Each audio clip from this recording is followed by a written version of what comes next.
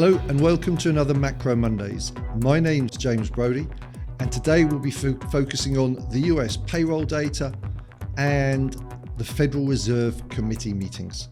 This recording's actually being recorded on Friday, 2 hours after the payroll data because of the UK bank holiday on Monday. So let's look at the data for this week. It's softening in the United States. A month ago, equities were hitting all-time highs on the slowing inflation and soft landing Goldilocks scenario. But in the last few weeks, as I say, the data's worsening and we're now getting murmurs of stagflation. This week, firstly, the ISM manufacturing report slipped back into contraction. The overall report slipped back to 49.2. The new orders was down to 49.1 and employment was down at 48.6. A slowing economy, but prices paid was at 60.9. We also saw more concerns from an inflation perspective with the unit labour costs for Q1, expected to come in up 4.0% year on year, actually jumped to 4.7%. This is the biggest annual increase since Q2 in 2022. So what we've seen in the last month is CPI, PPI, employment cost index, and unit labour costs all rising faster than expected. Other data out in the US this week, we had consumer confidence falling to 97 from 104 expectations. And one of the regional surveys really stood out. Chicago PMI slipped to a pretty catastrophic 37.9, expected to come out at 45. Its fastest drop since the Lehman crisis during the financial crisis. On Wednesday, before we got to the payrolls on Friday, we also had the Federal Reserve meeting. No expectation, they weren't expected to raise or cut rates, of course.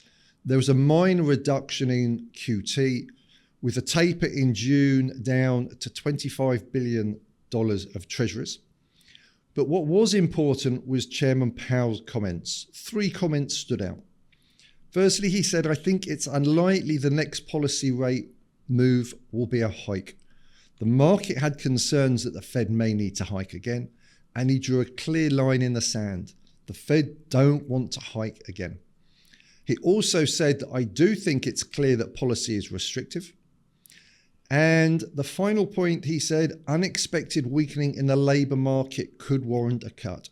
This puts an added focus onto employment data. One thing commentators are coming concerned by, though, is does this mean the Fed has become overly data dependent? On Thursday, we had some secondary employment data, the JOLTS index, job openings. This has been slipping and it fell again to its lowest level since August 2020. The quits index is also falling. Less people are quitting their jobs. These are not signs of strength in the economy. These are signs of weakening in the employment market. And then we came to the big one, Friday, just 3 hours ago, employment data. We've had months and months of employment data, payrolls beating expectations, but today, suddenly we got a weaker number. The overall change in non-farm payrolls was expected to come in up 240,000. It was only up 175,000 new jobs created. The unemployment unexpectedly rose from 3.8 to 3.9%, and average hourly earnings also fell, expected to be up 0.3% month on month, only up 0.2. Again, this is still an incredibly tight labour market. But all the signals now are showing that the economy is slowing from a strong pace, but unemployment is starting to tick up. The employment situation is starting to deteriorate in the US. When employment weakening, bonds typically outperform equities. And we certainly saw that today. The initial move was 16 basis point fall in the 2-year bond yield. As I speak, equities are ticking up, but it's the bond yields that are falling, bonds clearly outperforming equities. Something else to consider as well. What is the Federal Reserve's job? The Federal Reserve's dual mandate is to achieve maximum employment and to keep prices stable. What we have now is prices are not stable and are ticking higher, and employment is also beginning to deteriorate. Worst case scenario for the central bank. On to China. Some data out of China this week. Firstly, household situation appears to be deteriorating. Loans to deposit ratio continues to fall. This is clearly deflationary. Also, China's non-manufacturing purchasing managers came out this week. New orders falling and significantly below pre-pandemic levels, while the 10-year and 30-year bond yields continue to make new market lows. Again, we briefly saw a tick up in the previous month in Chinese ISM, but now it looks like the data continues to deteriorate. So what's the bond market? The overnight index swap, what's that pricing? The overnight index swap shows what traders are predicting the central banks to raise or cut rates by. The market now expects the Fed to cut 40 basis points this year. That walked down to 34 at the beginning of the week, has suddenly jumped today on weaker data. The market's expecting the ECB to do 71 basis points of cuts this year. Again, a 25 basis point cut is nearly fully priced for the 6th of June meeting. ECB speakers also making it clear that after the first cut, they will play it month by month. Again, very much data dependent. What's this going to do to the markets? It's going to add volatility because the market's going to react to each single data point that comes out. Other notable ones, the RBA. The market is starting to look at the chance of a hike by the Reserve Bank of Australia after a month of stronger than expected data. And again, the Bank of Japan, only 21 basis points of hikes priced. They may hike again once this year.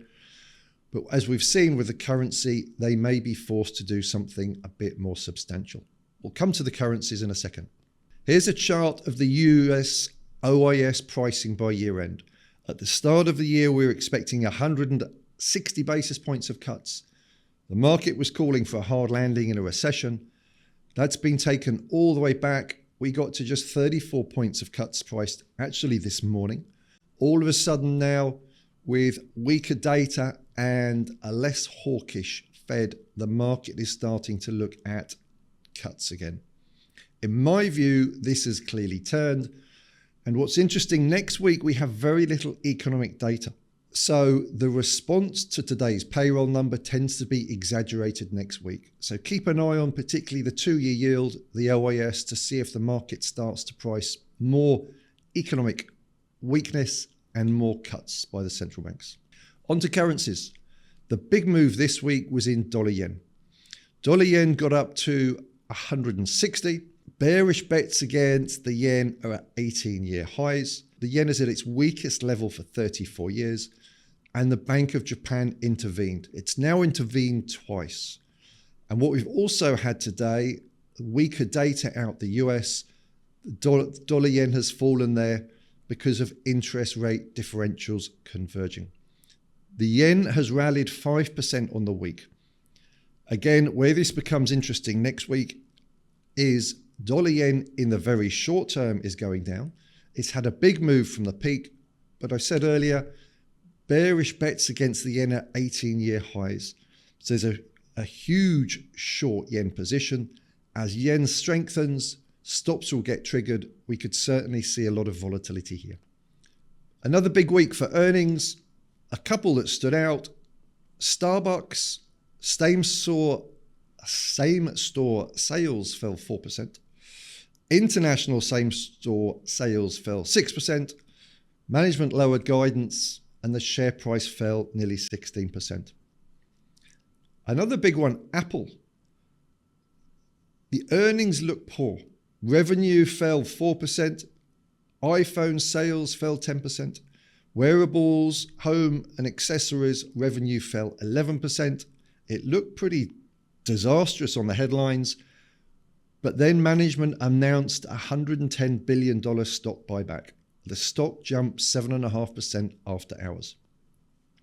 As I'm speaking, The Nasdaq, the S&P are rallying on the weaker data as bond yields fall. Less fear that the Fed will have to hike again. But an interesting statistic is getting more discussion this week. The fact that 33% of all S&P stock trades are now executed in the last 10 minutes of the trading session.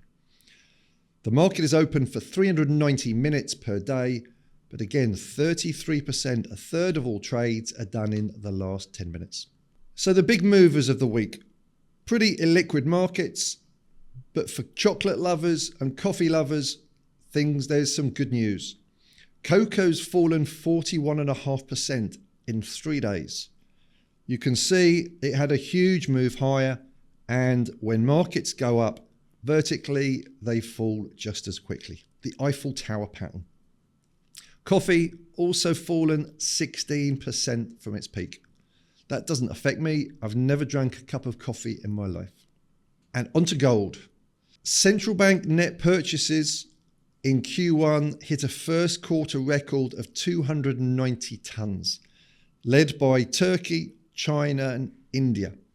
We keep talking about the big move in gold in the last month and a half, not only driven by central banks, but also retail investors in China. Keep an eye on gold for the next week. A quick point on US debt. We've been talking about concerns here. 17 cents of every tax dollar is now spent on servicing debt. We talk about this a lot within the office. We were worried about debt at the beginning of the week.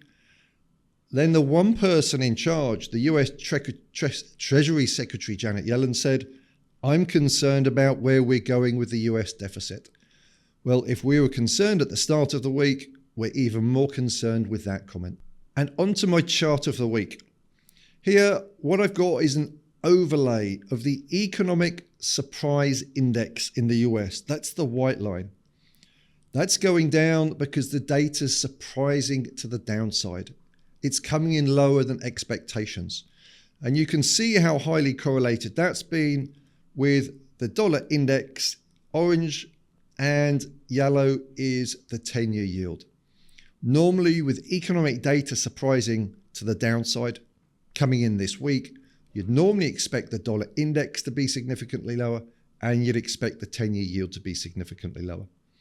We're seeing a bit of weakness in the dollar today on the back of the weaker data, interest rate differentials narrowing, and this will be a big sigh of relief for many central banks out there. Not just the Bank of Japan, but also other central banks that have been discussing having to possibly raise rates to defend their currencies. So what is there to watch next week? Well, it's a particularly quiet data week. In the US, we just have secondary data next Friday, the US Michigan consumer sentiment. So because it's a quiet week, you normally get an extension of the moves off the back of the employment data. Geopolitical tensions in the Middle East have taken more of a backseat. There's talk about a possible truce being discussed in the Middle East.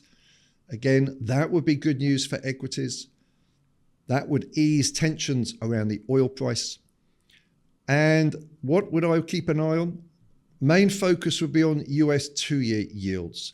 That's had the biggest impact from the weaker than expected payroll data and the slightly less hawkish Fed. With that, if yields continue to go lower, you'd expect the dollar lower. Keep an eye on the dollar index and dollar yen.